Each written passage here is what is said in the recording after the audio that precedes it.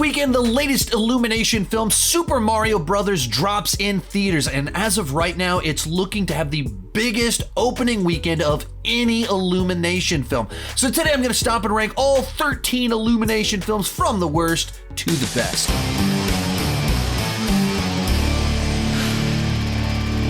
Hi, my name is Sean, and I love to talk about movies and TV way too much. With that in mind, go ahead and join me down below in the comment section. Share your ranking of all 13 Illumination films. My list is not the right list, it's just my list, and I would love to see yours.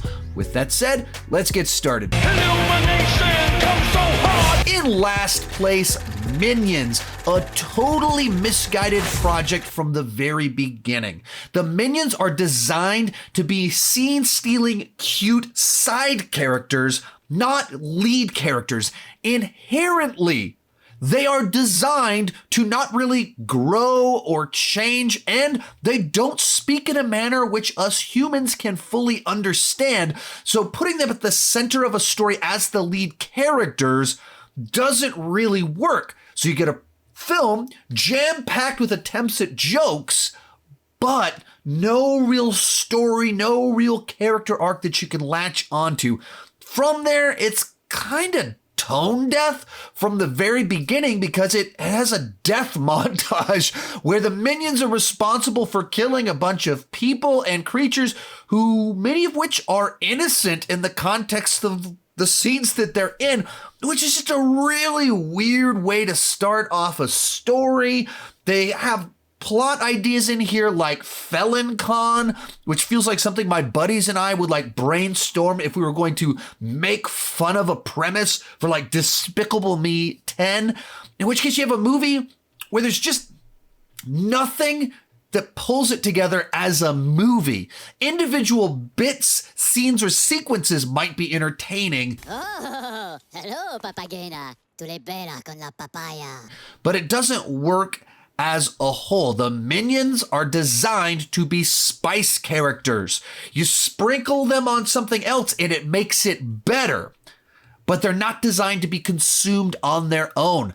I like cinnamon on my toast. I do not want a spoonful of cinnamon. Put the Minions in Despicable Me? Awesome. Minions on their own? Not so much. Number 12, The Secret Life of Pets. Now, this movie sold itself as this fun and cute movie about pets, but it falls way short of that in the execution.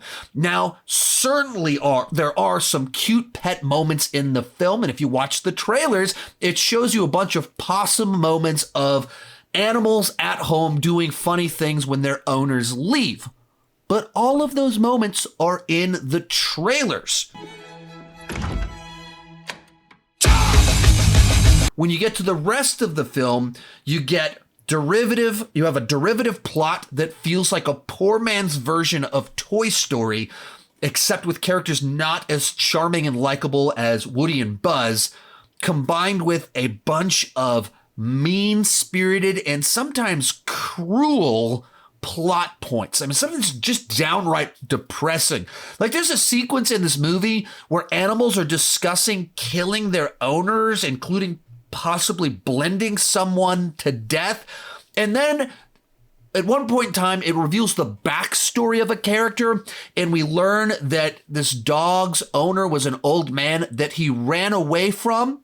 And when he came back, the old man had died, and thus the old man died alone. By the time he got back, his owner was dead. How positively charming.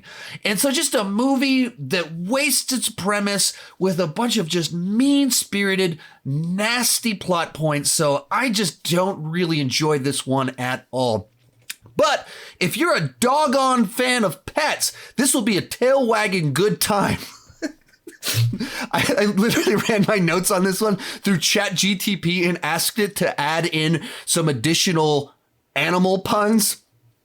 That's what it came up with. Next up, Despicable Me 2. This is an okay follow-up to the original Despicable Me that I just feel lost a lot of the charm and appeal of the first film. Inherently, Despicable Me is a tough film to sequel because you can only really have Gru as a villain in the first movie, if you want him to grow and change and stick to the growth that you had him make in the first film, in which case when you get to the sequel, having him turn into a good guy and be on the good side, you've lost the entire original premise. Likewise, it sort of sidelines the girls in order to build out this romance, and I don't find that as interesting or compelling as the idea of a supervillain having to raise girls, and in the process, he becomes a better person and stops being a villain. That's a lot more compelling than they're sidelined, he's a good guy, and he has a girl, and he's trying to balance it all. Adding to that, I didn't find the villain as memorable as the villain in the other two Despicable Me films. So a movie that, like, it didn't overtly bother me. I just didn't get all that into it. Even like the plot point about mutating the minions, just, it's like more stuff, but without the magic. Kicking off our top 10, The Lorax, Illumination's first adaptation of a Dr. Seuss book. And I don't know the general consensus on this film. All I know is that all three of my kids have gone through a Lorax phase where they wanted to watch this movie all the time, in which case I have kind of seen this movie 1 bazillion times because it's played in my house so many times over the last 10 years.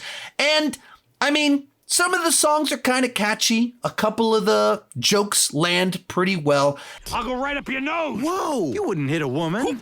That's a woman? And I'm mildly biased towards it because my kids have had so much fun watching this film. As for me, it felt an awful lot like they took a very thin book and thin story and tried to pad it out its runtime for way too long. It's not designed to be a 90-minute story, in which case they just have to add all these chases and backstories and things, layers upon layers, extra commentary on environmentalism, capitalism, all these different things. It just gets kind of ridiculous. And especially when you have a major corporation making a movie about the evils of major corporations. He's like, I think you're kind of like being self-contradictory in here.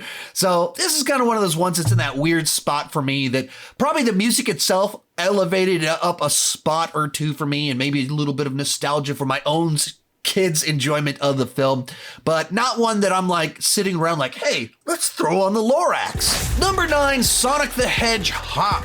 Bit of an odd film in the Illumination filmography, as it is largely live action with animated characters added into it rather than being a fully animated film like the rest of the movies. It's also kind of an odd film because it feels like they wrote a Christmas movie and then went, there's a lot of those. Let's adapt this one into an Easter film. So a bunch of the lore here feels like Santa lore, with the workshop, and then there's like the Easter sled being pulled by peeps, all these sorts of things that feel like Santa stuff with an Easter skin wrapped around it.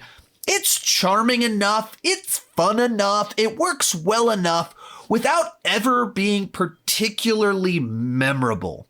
There's not much about it that really stands out besides the novelty of a Illumination film that has a live-action James Marsden running around doing stuff. Is she seeing anyone? No, she's single and she's looking for a rabbit. Also, I think it was a bit of a mistake to make the film one of these bookend movies that kind of starts with the end, tells you where we're going, and then we take the journey to get there. Feels like some of that would have worked better as twists, turns, and reveals rather than let's tell you where we're going before we head off in that direction. So in general, a movie that didn't really do anything that I disliked. It just didn't do anything to stand out either. Number 8, The Grinch. And this is another one that my kids absolutely love. In particular, my youngest, who had a major Grinch phase where she just wanted to watch this movie on loop every single day for about the entire 3rd year of her life. And when it leans into the Dr. Seuss elements, it's classic Dr. Seuss material with a great message about the Christmas spirit, but it also is jam-packed with Illuminationisms. where it leans into base level humor, it leans into pop music, and that stuff makes it feel a lot more generic. When it's doing the Dr. Seuss stuff, it's interesting and it pops. And then we're dancing and singing again like we do in every other Illumination film. And so it's inoffensive. It just doesn't do anything in particular to hook me. And also, much like the Lorax, it feels like they're converting a very small book into a feature-length movie, and all of the extra subplots, backstories, retcons that they throw in there, I don't think they do anything to make the story more effective. Perhaps, and almost certainly, some experience bias. I grew up on the classic old special that is a third the length of this movie, and I find it to be far more effective and far more memorable in terms of the music, the laughs, and the message than this feature-length version that just has a bunch of extra stuff in there, Illuminationisms in there that pad it out, but don't make it work any better. So it's not bad. It's fine. And I think that's the problem with a lot of Illumination films for me, is that they're just kind of in that mediocre middle, playing to the lowest common denominator in a lot of ways. And when you take Dr. Seuss material, which is fantastic material for children, and lower it down to the mediocre middle, I feel like you're underutilizing great material. Number 7, Despicable Me 3. I felt this was a pretty big improvement over Despicable Me 2, primarily because of what they were able to do with the plot by bringing in Gru's brother, as well as by having a memorable villain. So when it comes to Gru's brother, it just kind of changes up the dynamic just enough to find a way to tempt Gru back into the world of crime, which is supposed to be kind of the central premise here, where our lead character is a supervillain. So if you find a way to get him back into that world, you can touch on the original premise a little bit more. You get some emotion from the family dynamics. So just a little bit of that boost that the franchise needed at this point in time. The other thing that stands out about this movie is our main villain here, Dance fight! who's very much inspired by 80s culture, and then this idea of how child actors frequently go through rough spots going into adult life. So what if you play that out to an extreme level where this child star turns into a supervillain? It's mildly clever. It's a lot of fun, but also Illumination loves their pop music and dance numbers. So they designed a villain to lean into that direction. So he's fun. He stands out. He's memorable. I still don't think it fully captures the magic of the first film, but it moves very much in the right direction. Then we have The Secret Life of Pets 2. And for me, this is what I wanted the first movie to be. It's a better version of the concept where it just tells a bunch of these simple yet charming adventures about pets, and then they all kind of merge together in the end. They're all small but effective little character arcs, mildly amusing little adventures with plenty of jokes in there. None of the just depressing, dark humor of the first film. Doesn't feel like it's a cheap knockoff of a Pixar film. It's nothing amazing. It's not trying to be the greatest animated movie of all time. No, it's just an unassuming film that's aiming to deliver cute yet amusing animal tales. And that's what it does. Bringing us into the top 5, Minions: The Rise of Gru. And this is a huge upgrade over the first Minions film simply by adding Gru into the mix, in which case it's not so much Minions 2 as it is Despicable Me -1, if that makes any sense. But at its core, it tells an origin story of Gru turning into the supervillain. He gets the character arc while the Minions do what they do best, delivering laughs. Stand out little sequences of them being cute, adorable, and ridiculous. And by giving us a character that we can latch onto, that can learn, grow, change, and adjust like Gru, it makes for a more compelling film as a whole, while also providing endless opportunities for Minions to do what they do best, be stupid. and put a smile on my face. Number 4, Sing. Illumination has always loved cute creatures, like animals, and dance numbers and pop music, so why not develop a franchise entirely around that concept where cute animals sing pop songs for the entire runtime, and in doing so, they made probably their best and most consistent franchise. Granted, it only has 2 entries at this point in time, but at its core, it's about a bunch of people entering into a singing competition. So you get a bunch of these simple little character arcs. Everyone has a backstory. Everyone has a journey that they're on. None of it's terribly deep stuff, but all of it is relatable enough. They're quirky characters with something that makes them stand out. So as you go throughout the film, there's some sort of culmination and payoff in the 3rd act. The lady in aisle 6, that was awesome. So you get cute animals, you get musical numbers, you get simple little laughs in there, and a little bit of emotion as well. So one of Pixar's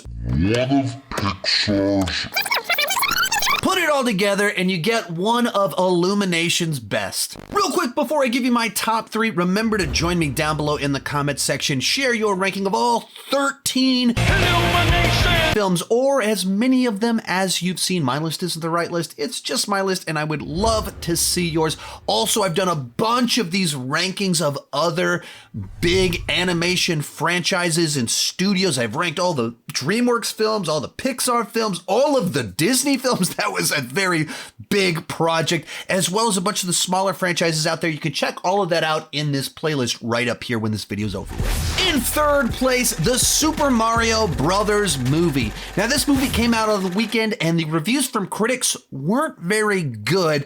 As of the last time I checked, it was under 50% on Rotten Tomatoes, but it also had like a 90+ audience score on Rotten Tomatoes and an A cinema score, making this a classic example of a movie where critics start nitpicking the cinema aspects of it, where audiences just love the faithfulness and the aesthetics of the film that we got. As for me, I feel like how much you enjoy this film is determined entirely based off how much mileage you get out of all the Mario nostalgia on display here.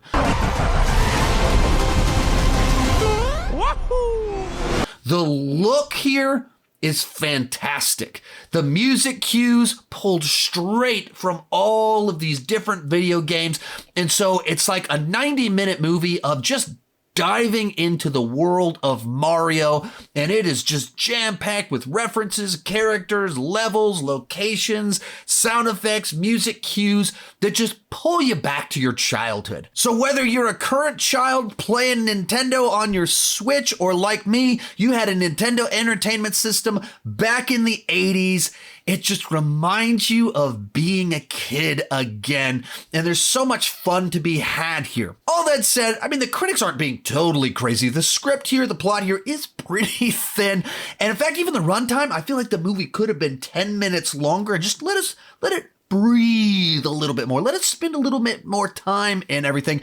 There's some weird choices in regards to Bowser, his motivation, and some of the stuff what they do with him, but at the end of the day, I had a blast spending all this time with Mario, Peach, riding on the Mario Karts, all of that fun stuff. It just put a grin on my face. Our runner-up, Sing 2. I feel like this movie takes everything I enjoy about the first Sing, just does it a little bit better. You still have songs and cute animals, but I feel you have a story with more forward momentum and urgency to it. There's an actual villain who is standing in the way of our lead characters that adds tension all throughout the runtime of the film.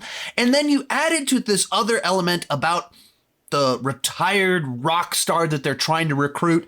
And I'm just always a sucker for plot lines about people coming out of retirement for one last adventure, one last concert, and rediscovering themselves later on in life. Those stories always kind of work for me. And I just feel like this movie was structured. The pieces are just put together where it's all just a little bit more effective. Tippy toes, I don't see your tippy toes. And as I was rewatching both of these movies over the last week, I was getting much more sucked into Sing 2 than I did into the first film. And I enjoy the first film quite a bit for an Illumination film. And so just an example of a time where the sequel was able to make just the right tweaks to make something just a little bit better. But coming in at number 1, Despicable Me. And I just feel this is a great concept for an animated film executed really well. At its core, it's a story about a supervillain out to do villainous things that discovers love through parenting. But even the way he got into parenting was he wanted to exploit some children, which is just such a fun and ridiculous concept for a movie like this that it makes it work. But the thing that elevates it, that really propelled Illumination as a whole, and why we've gotten so many movies and spin-offs in this franchise, is that the characters are really good. Whether it's our lead character, Gru, or of course our side characters, the Minions, they're funny, they're quirky, and they're memorable. They stand out. Even Vector, our villain here, there's so many things that he does that make him someone that you remember after you've watched the film. No annoying sounds. Does this count as annoying? So when you put it together, you've got a fun premise for a movie like this, but also characters that you want to spend time with, that are memorable, that are interesting, and it's really funny. Yeah, sure, a lot of them are cheap gags like a fart gun, but they make you laugh nonetheless, and it has a lot of heart because it does have that story about Gru choosing to actually love these girls by the end of it. So when you put it all together, this one easily comes in at number 1. If you enjoyed this video, remember I've got a bunch of other rankings of animated franchises or studios like Pixar, Disney, DreamWorks, all right over there in that playlist. Thank you so much for watching, and keep talking movies and TV too much. Bye-bye.